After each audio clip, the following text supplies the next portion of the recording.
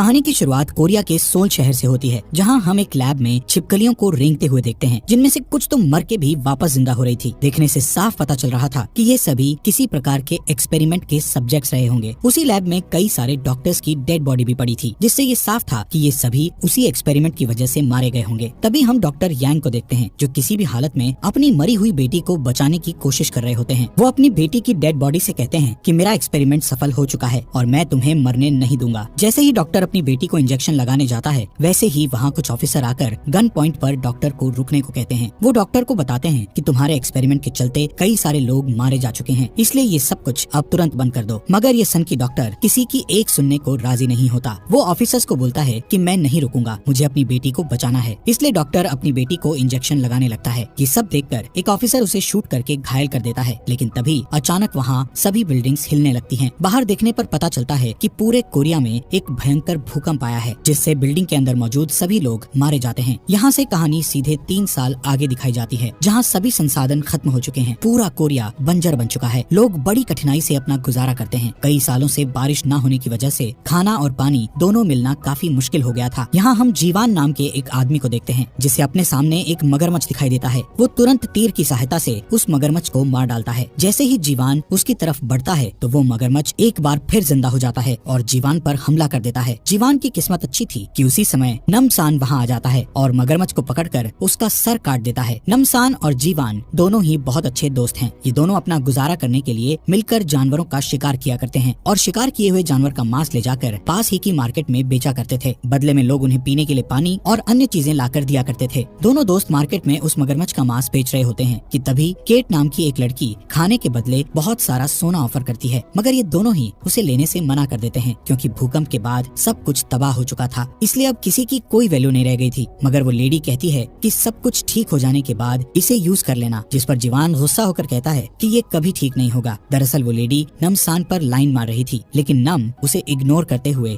एक मरा हुआ सांप उसे खाने के लिए दे देता है। वहीं लाइन में अपनी बारी का इंतजार कर रही सूना नाम की लड़की अपनी दादी के साथ आकर नमसान से मिलती है। सूना की दादी बताती है कि वो नमसान को तब से जानती है जब से उसने सूना की जान बचाई थी। इस पर नमसान कहता है कि सूना मेरी बच्ची जैसी है। तभी मौका देखकर जीवान भी सूना पर ट्राई मारते हुए कहता है कि देखो मैंने ये मगरमच्छ मारा है, लेकिन सूना इसे इग्नोर करते हुए कहती है कि मैंने अंकल नमसान के लिए पेंटिंग बनाई है, जिसे देख नमसान बहुत खुश होता है। सूना मांस लेकर निकल ही रही होती है कि तभी हम देखते हैं कि कुछ गुंडे आकर लोगों के साथ बदमाशी करने लगते हैं और कहते हैं कि हमें एक आदमी की तलाश है। दरअसल ये गुंडे अपने साथ कुछ लोगों को ले जाने आए थे। वहाँ मौजूद लोगों में से एक आदमी जब उन्हें रोकने की कोशिश करता है, तो ये गुंडे मिलकर उसका हाथ ही काट देते हैं, जिससे वहाँ खड़े सभी लोग काफी डर जाते हैं। तभी उनमें से एक गुंडे की नजर सूना पर पड़ जाती है। वो उसके साथ बदतमीजी करना शुरू कर देता है, जिसे देखकर जीवान एकदम आग बबूला हो जाता है। जीवान बीच में कूदकर सभी गुंडों को मारने लगता है, मगर थोड़े ही समय में वो सभी मिलकर उसे काबू कर लेते हैं,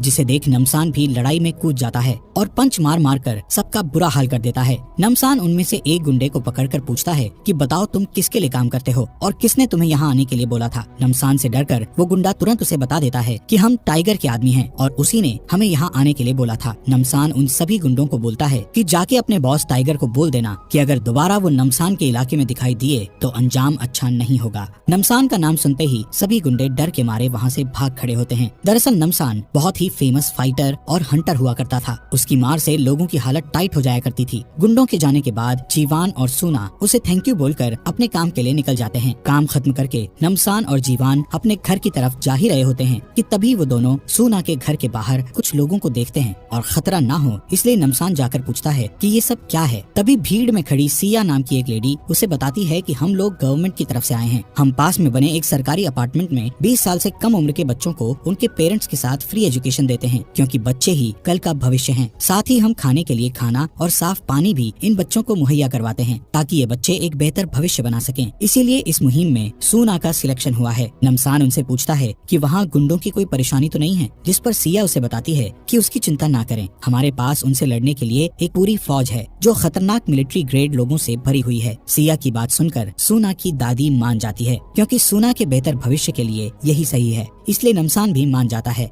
जाने से पहले सूना जीवान को उसकी पेंटिंग देती है, जिसे देखकर वो काफी खुश हो जाता है। शाम को सूना, उसकी दादी सिया और उसके साथी अपना सामान पैक करके अपार्टमेंट के लिए निकल जाते हैं। चलते हुए सफर के दौरान सूना की दोस्ती किम नाम की एक लड़की के साथ हो जाती है, मगर इतनी दूर पैदल चलने की वजह से सूना की दादी की हालत बिगड़ने लगती है। सिया सूना को बताती है कि हम तुम्हारी दादी और एक बूढ़े अंकल को यहीं पास में बने एक इमरजेंसी मेडिकल होम में पहुंचा देते हैं, वो कल आकर हमें ज्वाइन कर लेंगे। इस बात से सूना मान जाती है और एक बार फिर से वो लोग आगे बढ़ने लगते हैं। थोड़ी दूर चलते ही कुछ गाड़ियां उनका इंतजार कर रही थी, जिसे देख सूना को थोड़ा शक होता है कि अगर ये गाड़ियां इतनी ही पास थी तो उसकी दादी को अलग क्यों ले गए। इसके बारे में पूछने पर उसे कोई खास जवाब नहीं मिलता। इससे सूना का शक और भी मजबूत हो जाता है। दूसरी तरफ सूना और उसकी दादी के चले जाने की वजह से जीवान और नमसान का भी मन नहीं लगता, इसलिए वो दोनों दोस्त हंटिंग के लिए बाहर निकल जाते हैं। थोड़ी दूर चलने के बाद दोनों दोस्त थोड़ी ही दूरी से देखते हैं कि कुछ सोल्जर्स मिलके एक बूढ़े आदमी और सूना की दादी को मार रहे हैं। ये सोल्जर्स उस बूढ़े आदमी को खाई में फेंक देते हैं। इससे सूना की दादी काफी डर जाती हैं। सडनली पीछे से एक सोल्जर आकर सूना की दादी को स्टैब करके मार देता है। ये सब देखकर जीवान को बहुत गुस्सा आता है और फौरन उन दोनों सोल्जर से लड़ने के लिए चले जाते हैं। दोनों जाकर सोल्जर्स को बुरी तरह से मारते हैं। मारते मारते नमसान एक सोल्जर की जान ले लेता है, मगर वो सोल्जर दोबारा उठ खड़ा होता है। नमसान एक बार फिर से उसे मार देता है,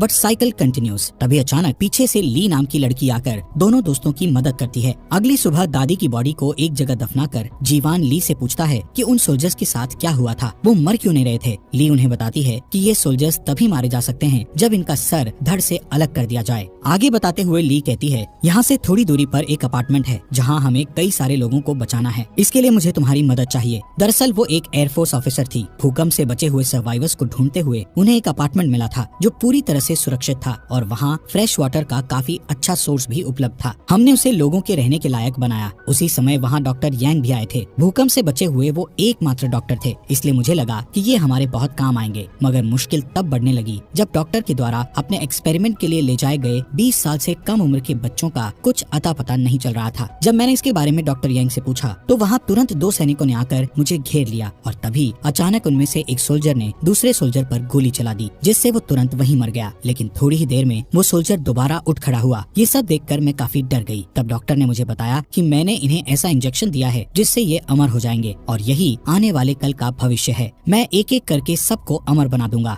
मैं भी उस भूकंप में मरने वाला था, मगर इसी एक्सपेरिमेंट की बदौलत ही मैं आज जिंदा हूँ। ली बहुत बुरी तरह से डॉक्टर यांग पर गुस्सा हो जाती है और उसका कॉलर पकड़कर उससे पूछती है कि बताओ वो बच्चे कहाँ हैं। डॉक्टर को बचाने के लिए पॉल ली पर फायर कर देता है, मगर गोली जाकर सीधे उसके कंधे पर लगती है। मौका पाकर ली खिड़की का शीशा तोड़कर वहाँ से भाग जाती है और जैसे तैसे अपनी जान बचा लेती है। इसलिए आगे की लड़ाई में मुझे तुम्हारी मदद चाहिए। नमसान उससे कहता है कि हम अकेले उनकी फौज से नहीं लड़ सकते, इसलिए हमें किसी और की भी मदद लेनी पड़ेगी। नमसान, जीवान और ली तीनों टाइगर के अड्डे पर जाते हैं और उसकी मदद मांगते हैं, मगर टाइगर जो अभी तक अपनी राइवल जॉन की गैंग से लड़ रहा था, वो जॉन से कहता है कि नमसान एक बहुत ही फेमस फाइटर था, इसी की वजह से मैंने बॉक्सिंग छोड़ दी थी। अगर तुम में से किसी ने भी इसको मार गिराया तो मैं अपने सारे आदमी तुम्हें दे दूंगा। इतना सुनते ही सभी लोग मिलके नमसान और जीवान के ऊपर हमला कर देते हैं, लेकिन नमसान अकेले ही सब पर भारी पड़ता है। नमसान बहुत बुरी तरह से सबको मारता है, जिससे बचे हुए लोग वहाँ से भाग खड़े होते हैं, लेकिन नमसान कैसे भी करके टाइगर को पकड़ लेता है। जीवान और ली मिलके उन गुंडों के हथियारों को चेक करते हैं, जहाँ उन्हें हथियारों के साथ साथ साफ पानी भी मिल जाता है। फिर नमसान टाइगर से पूछता है कि ये साफ पानी तुम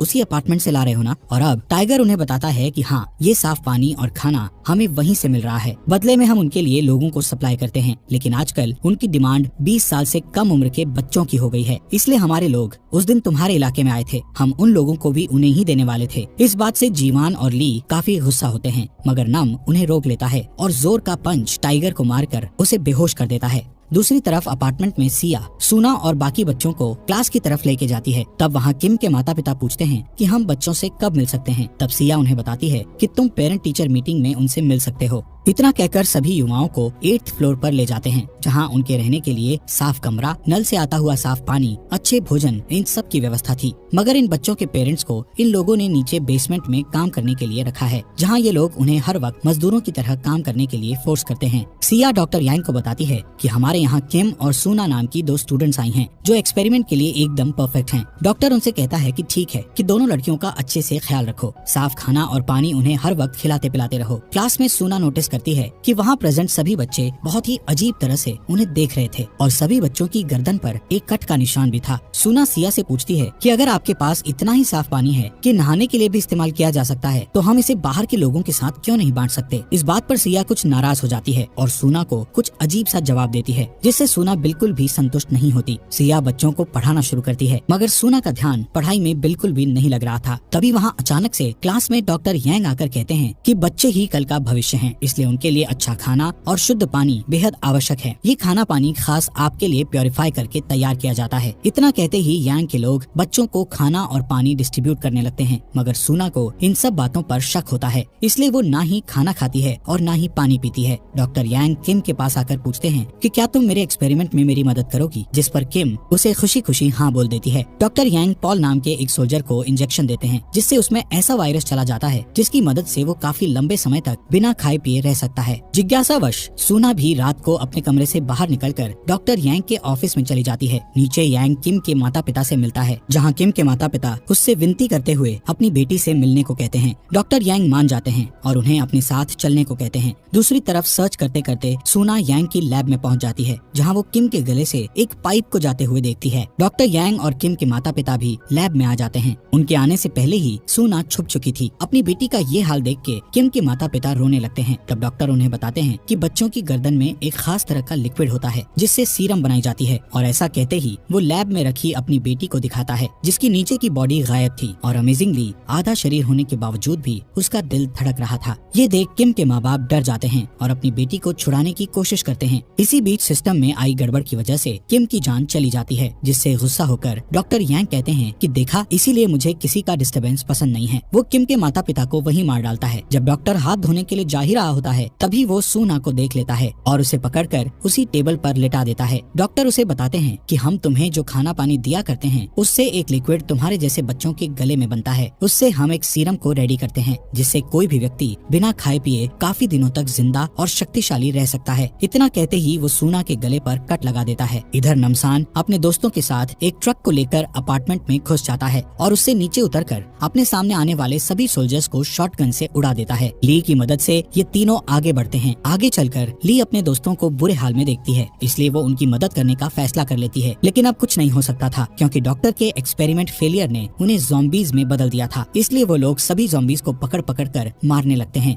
जिसमें नमसान की गोलियां खत्म हो जाती हैं। फिर वो एक तलवार लेकर बचे हुए ज़ॉम्बीज पर हमला कर देता है। थोड़ी ही देर में नमसान सभी ज़ॉम्बीज का सफाया कर देता है। दूसरी तरफ डॉक्टर यांग सुना की बॉडी से निकले फ्लूइड को अपने अंदर इंजेक्ट कर लेता है, मगर इससे ठीक होने की बजाय उसकी तबीयत और भी ज्यादा खराब हो जाती है, क्योंकि सुना ने कभी भी उस पानी की एक बूंद तक को नहीं पिया था। इस वजह से उसके फ्लूइड में कोई चेंज नहीं हुआ। इससे गुस्सा होकर डॉक्टर सुना को मारने ही वाला था कि तभी जीवान आकर उसे रुकने के लिए बोलता है, मगर इतने में ही उसके पीछे से एक सोल्जर आकर उस पर हमला कर देती है। जीवान और सुना दोनों बेहोश पड़े हुए थे। इसी मौके का फायदा उठाकर डॉक्टर अपने साथ ही अपनी बेटी को लेकर वहाँ से भाग निकलता है, पर जाने से पहले यांग बिल्डिंग में एक बॉम्ब ब्लास्ट कर देता है, जिससे वहाँ एक बहुत बड़ा धमाका होता है। होश में आने पर नमसान भागकर जीवान और सुना को ढूंढने लगता है। वो दोनों को लैब में बेहोश देखता है, इसलिए ली की मदद से उन्हें बाहर निकाल कर ले आता है। But on the other hand doctor के बाहर निकलते ही सभी लोग उसे घेर लेते हैं और उसे बुरी तरह से मारने लगते हैं। उनमें से एक व्यक्ति यांग के हाथ से बैग लेकर सारी सीरम तोड़ देता है, जिससे गुस्सा होकर डॉक्टर यांग अंधाधुंध फायरिंग शुरू कर देता है। इससे कई सारे लोग अपनी जान से हाथ धो बैठते हैं, मगर इसी मैसेकर के दौरान कुछ गोलियां डॉक्टर की बेटी को भी लग जाती है, जिस वजह से वो वहीं मर जाती है। मीनवाइल सभी बच्चे आजाद होकर अपने माता पिता से मिलते हैं। सभी लोग अपने परिवार से मिलकर काफी खुश होते हैं, सिवाय एक डॉक्टर के, क्योंकि वो अपनी बेटी की ऐसी हालत देखकर काफी रोने लगता है। लेकिन केमिकल रिएक्शन की वजह से डॉक्टर की हालत बुरी तरह से बिगड़ने लगती है। मगर तभी नमसान और उसके दोस्त बाहर आते हैं। अपनी बेटी की मौत से दुखी डॉक्टर सुना को मारने की कोशिश करता है, मगर तभी नमसान अपनी गन से डॉक्टर यांग के सर में गोली मार देता है, जिससे उसकी मौत हो जाती है। फिर नमसान इस अपार्टमेंट की जिम्मेदारी ली को देकर वहाँ से अपने दोस्तों के साथ निकलने ही वाला था कि तभी जिस बंजर जमीन पर आज तक बारिश नहीं हुई थी, वहाँ बारिश शुरू हो जाती है। कहते हैं डूबते को तिनके का सहारा काफी होता है, लेकिन यहाँ तो पूरा आसमान उनकी खुशियों में शामिल होने को आ गया था। 2 दिन बाद सुना नमसान और जीवान के साथ अपनी दादी की ग्रेव पर उनसे मिलने जाती है। इसके बाद हमें 2 हफ्ते बाद का सीन दिखाते हैं, जहाँ एक बार फिर केट नमसान पर लाइन मारती है, मगर इस बार जीवान और सुना उसे धक्का देकर उससे बात करने को कहते हैं। और इसी खूबसूरत एंडिंग के साथ ये मूवी यहीं पर समाप्त हो जाती है। एक कहावत तो आप सबने सुनी होगी कि लालच बुरी बला है। ये चीज इस मूवी में भी देखने को मिली। चाहे वो धन की ना हो, मगर वो अमर होने का तो लालच था ही। देखो, इस लालच के चक्कर में कितनों ने अपनी जान खो दी और कितनों का ज़ॉम्बी जैसा बुरा हाल हुआ। इसलिए भगवान ने हमें परफेक्ट बनाया है। जो हमारे लिए उन्होंने सोचा है जरूर वही सही होगा। इसीलिए समय से पहले और जरूरत से ज्यादा कभी किसी